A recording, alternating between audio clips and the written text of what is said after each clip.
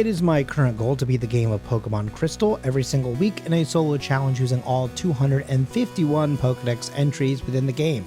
That is the original 151 Pokemon, plus the 100 new additions added in for this game. And this time we are taking a look at the Pokemon of Espeon.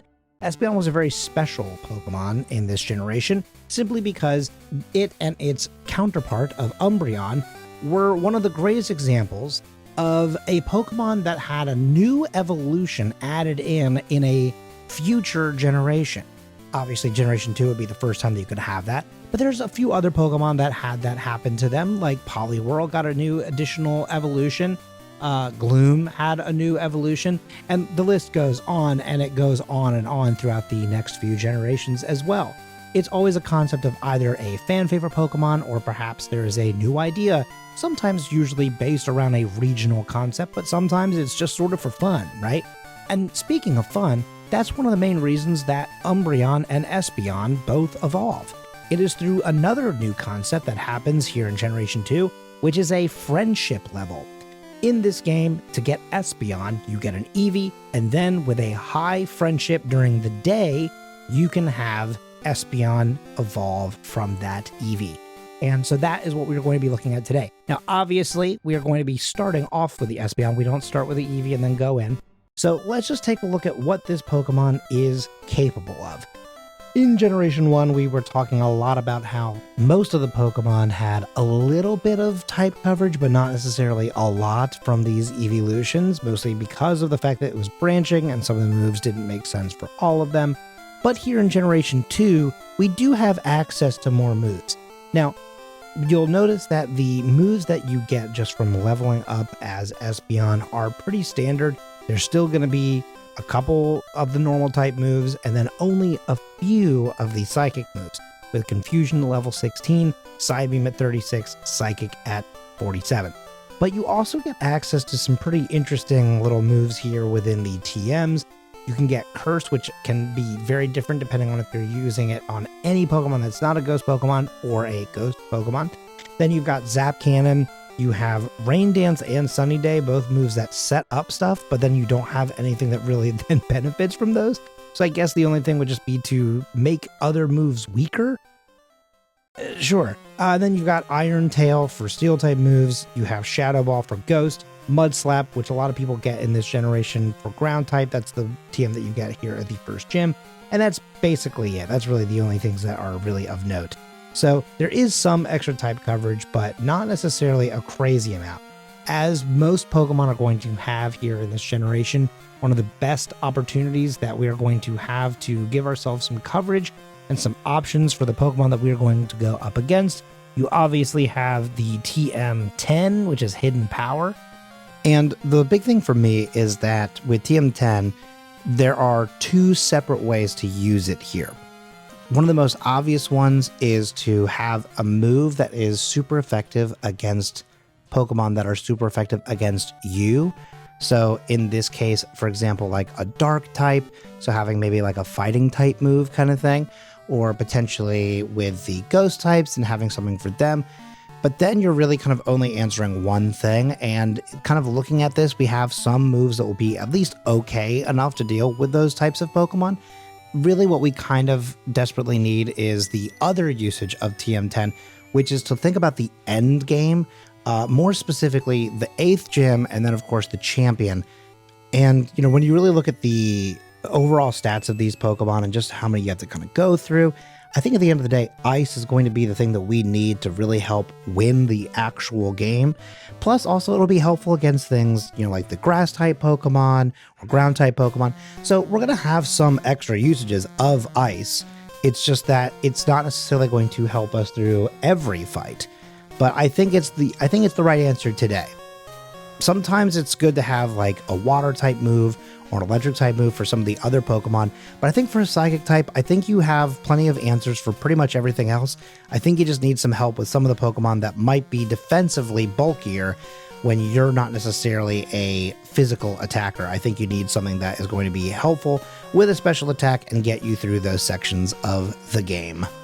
Now here, as you can see, I went through all of Bellsprout Tower. Sometimes in Crystal, since it is optional, I don't really do it, but I did hear, because I was hoping that there might be enough experience along the way to get to level 16 before the first gym, but I also wasn't going to spend a crazy amount of time trying to get there, and I was already 12 minutes in right here. So I chose to just sort of forgo that. Level 16 and getting Confusion would have been great because, of course, the bird Pokemon that I will be going up against at the first gym aren't going to be, effective against that, or rather it would be much stronger against them. They don't have a very good special defense. But it's okay. I think we can make through with just our normal type attack power with our tackle moves. So the Pidgey does go down very quickly, and luckily there's no sand attack situation happening, and we are not getting any kind of debuffs from the Pidgeotto. The Pidgeotto is just on the offensive, and because of that, we get our first badge at level 14 and 14 minutes in. We are well on our way on this journey already as it stands.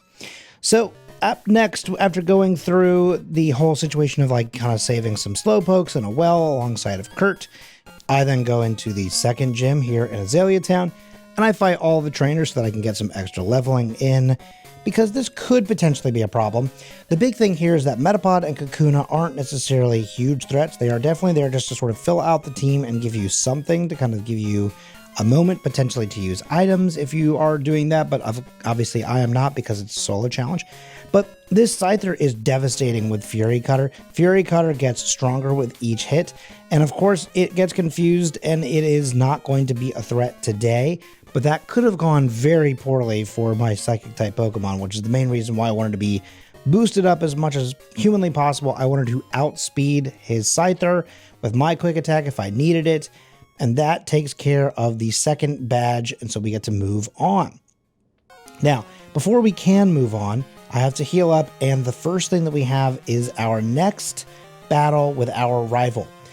This is a fight that can be quite devastating if you don't have anything beyond normal type moves, or moves that are very much rebuffed, if you will, by the ghost type Pokemon. But luckily, because it's a Ghastly, it's part poison, my Confusion works great. It also works great for the Zubat because, again, also part poison. And then Chikorita line is, I'm very sorry to say, while a very good and fun looking Pokemon, the Chikorita line is not good in this generation. It took them up until Legends ZA to finally make it usable. And I do apologize to all the Chikorita lovers out there. I feel your pain. Now, for Whitney, this is pretty easy because if we just use some Sand Attack to make sure that Rollout can't hit and continuously grow in strength, we can get our chip in, although it will still sometimes hit with Stomp, and Stomp is also pretty hefty. If I got hit one more time, that would have been it, but luckily she does not go for any healing items, which is confusing to me, but, I guess maybe she was also confused by that confusion. The move confusion, not my personal confusion. I think you get what I'm saying. That gives us the third badge, and we move on to Ecruteak City. At Ecruteak, we obviously have to go into the Burnt Tower first. It's the only way that you can get Morty to return to the gym. You have to fight against your rival for another time. This is the third time you're going up against him. At this point, the Ghastly is now a Haunter. He has also added on to the team a new Pokemon of Magnemite. And now, granted, it's not a new Pokemon to the generation, but I mean new to his team, but also new because now it has a Steel typing. It's no longer just Electric like it was in Generation 1. Steel type and Dark type being the two new types that were added to Gen number 2 here. And it'll be a little bit before we see some new types, but we're kind of full up, I guess, at this point. I don't know if we'll ever see another new type. But what we will see right now is a new gym, or at least new gym for Espeon. This gym is kind of the exact same as our rival in terms of the fact that this is a ghost type gym. And one of the frustrating things about Gen 2, I know we have to mention it basically every video. You never know when this is someone's first time watching one of these. But the biggest problem with Gen 2 was that they really loved to not use Gen 2 Pokemon. So there's no Misdreavus, the newest ghost-type Pokemon. Instead, they just use the Ghastly line. And that means that they are all part poison, which therefore means that instead of being super effective against Psychic-type Pokemon, they are also super weak 2 Psychic type Pokemon.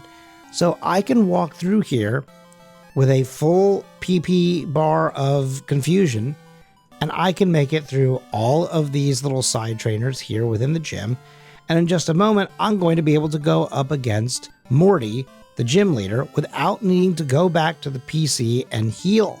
This Espeon is more than well equipped for this gym. I mean, it's just not a challenge at all, at least for the Psychic type Pokemon.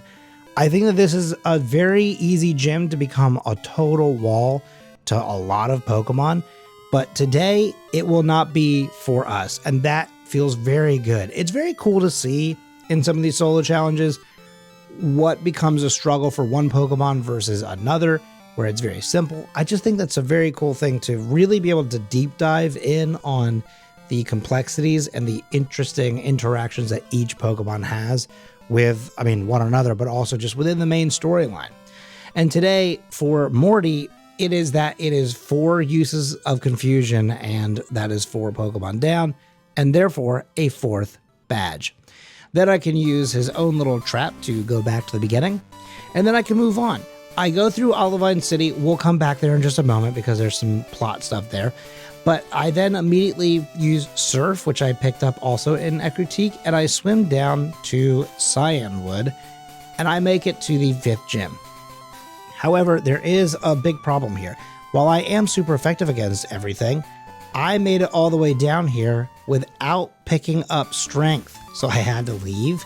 I just swim all the way back to Olivine, pick up Strength, then come all the way back, just so now I can fight the 3rd and the 4th trainer, because you need Strength in order to move forward in this gym. It makes sense. I get it. You're making sure that everyone is kind of finding all the pieces and having everything that they're going to need for the end game. But oh my god, having to backtrack because I can't have Fly just yet, devastating. Now, like I said, just like the last gym, this is a gym that is very weak to Espeon. So Espeon is just sort of clearing through this. Like I said earlier, I had to go back for Strength, but if I didn't need to do that, I could have just kept going from the moment that I stepped in up until this moment, going up against Chuck, because the first confusion takes out Primeape, and the second confusion takes out Poliwrath. I'm not that much leveled above them, and obviously Poliwrath's special will be better than Primeape's, but these 2 Pokemon go down in 1 hit each, and so therefore the 5th badge is ours. We also then get the move Fly, which helps us get back to Olivine City a lot faster, and then we go up against Jasmine. Now, this is an interesting gamble. Jasmine is one of those trainers, or rather the gym leaders, that you can do in really any order. You could do 5, 6, and 7 in whatever order makes the most amount of sense to you. It just basically means either some backtracking or some interesting maneuvers and story parts first. But unfortunately today, I was not quite prepared for this gym in Olivine. So I did take the reset and then I left. I then go beat up Team Rocket for the first time alongside Lance. It's not really worth getting into. As much as I love Gen 1 and the story of Gen 1 and Team Rocket and everything like that, in Gen 2, while I love the game very, very much, the Team Rocket section is just too long, dude. So we're moving on. At Price's gym, I am going through here and I'm fighting every single trainer because I know it's good experience and I think I'm going to need it in the long run. Then I go and I heal up and then I make my way back through this puzzle one last time to find myself face to face with the leader, Price, at the Ice type gym. Now, I don't necessarily have any moves that are super great against his Pokemon, although you'll see that a lot of his special defense is kind of just okay for the most part. But Swift is pretty good for the first 2 Pokemon. It does 3 hit the Dugong, but it also doesn't miss. That's kind of all you really need from a move, right? Then he sends out Piloswine, and I love this design. I love this Pokemon so much, but Psybeam is a 2-hit, 3-hit technically, because he does get the heal off, but he can't keep that up forever. And so therefore, the Piloswine goes down, and that is badge number 7/number 6. Then we go back to Olivine City. Now that I've leveled up a little bit more, I've done some fighting, I think I'm going to be better equipped for this fight. Because the big thing here is that the Magnemites aren't really all that difficult, but they can paralyze me as they already have. And that's also pretty bad, putting me into a state of confusion. I like it better when I get to do that against the opponent, not when they do it to me. I get into Steelix with 3 health and paralyzed, and even with my speed cut, I'm still faster. He misses with Iron Tail because it's devastatingly bad at accuracy, and I win. I don't know if I deserve that one, but I'll take it.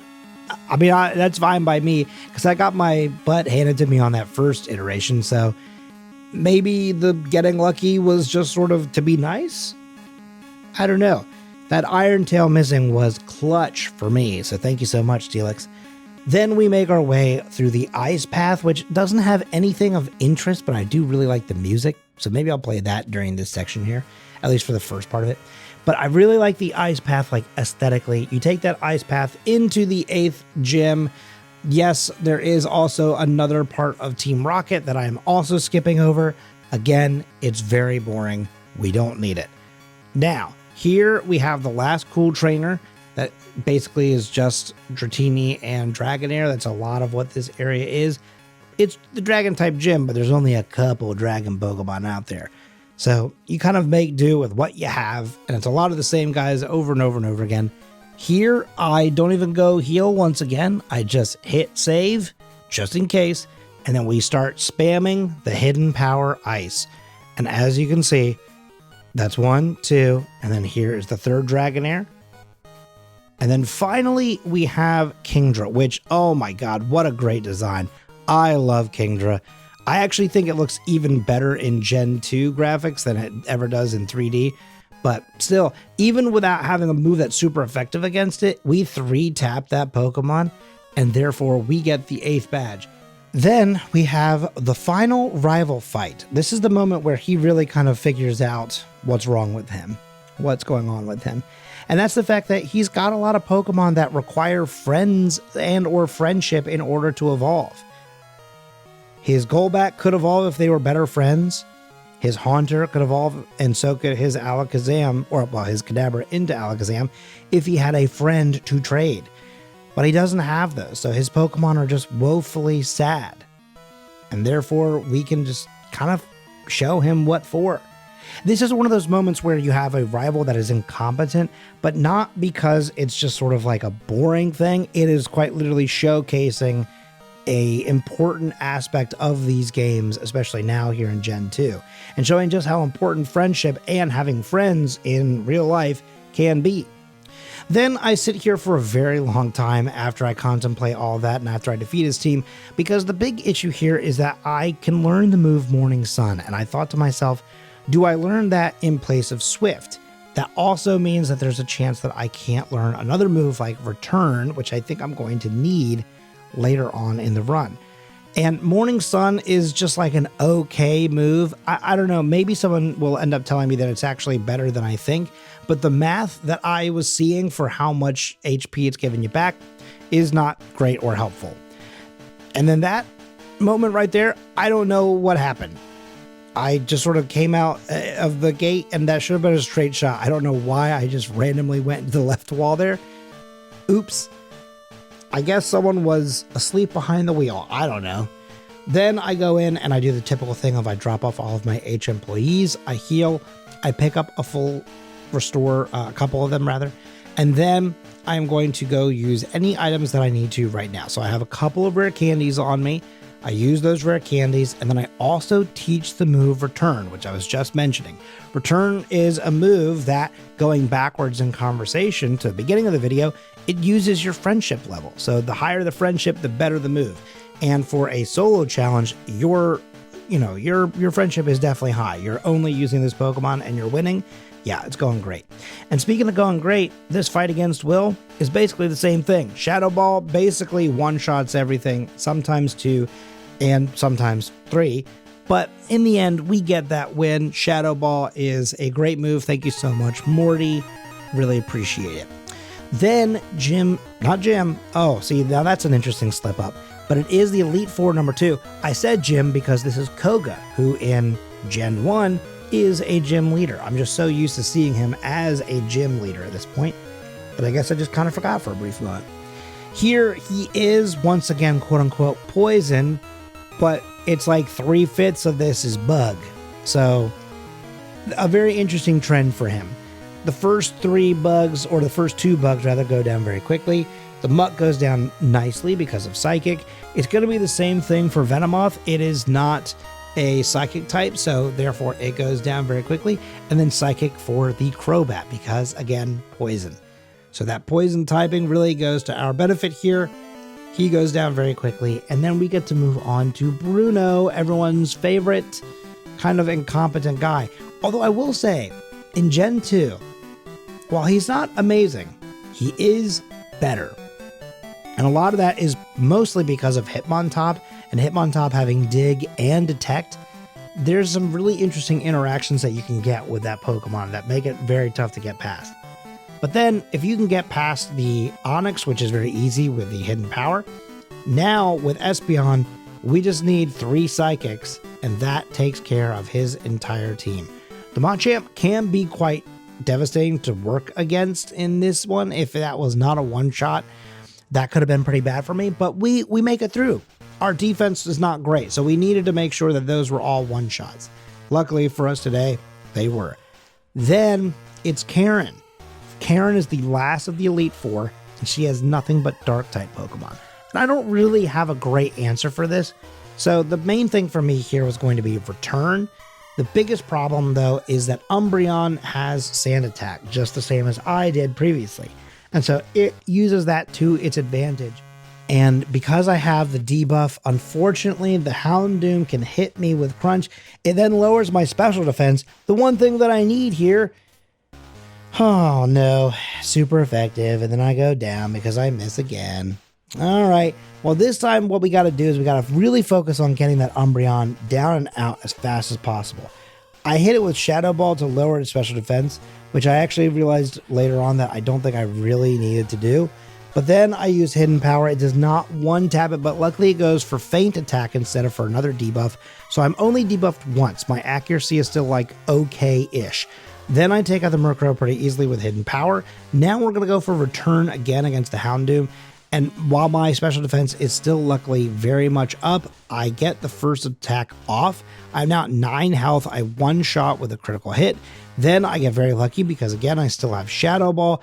And then finally, the Psychic type with the same type attack bonus up against a Pokemon that is also part Poison. Bada bing, bada boom. That is the Elite Four done. So we're going to save up here. And up next is Lance. And finally, you can see the main reason why we had Hidden Power to begin with. Although it was very good against a lot of these other people, this is the main reason. So we use Psychic against the Gyarados because we can one-shot there. That actually feels quite nice. And then we need that Hidden Power 3 times for each of these Dragonites. We're also going to need it a 4th time against the Aerodactyl, because just like the other Pokemon, it is also part Flying. So therefore, that is super effective. Then for Charizard, Psychic is actually good enough to one-shot that, which is good because it can be kind of the main problem, weirdly enough. But once it goes down, we are left with the final Dragonite, and because it is Dragon Flying, 4 times weak to the Hidden Power Ice, that makes Espeon a champion at 1 hour 47 minutes and 55 seconds, somewhere around there. Obviously, the timer's still going because we could go do Kanto and then fight Red. We are not going to be doing that today. I don't think I'm going to do that until I start doing like legit speed runs of this game. For now, I'm very confident and feel very good about doing just the main portion of the game. And as we put Espeon into the Hall of Fame, I want to say thank you so much for watching this video. If you're a brand new viewer, whether it's just sort of by happenstance, or if you found this video from the video on my personal channel where I finally revealed that I've been doing this for over a year at this point, kind of completely unbeknownst to the majority of most of my audience, welcome in. I hope you enjoyed this video, and I hope you enjoy all the other videos that I have to offer here on this channel. If you haven't already hit that subscribe button, would love if you would consider doing so. Anytime you interact with the content of a smaller content creator like myself, with the following, the commenting, sharing, anything like that, it helps me out a lot. Thank you so much for watching this video. Be kind to yourself, be excellent to one another, and I will see you all next week for another solo challenge in Pokemon Crystal.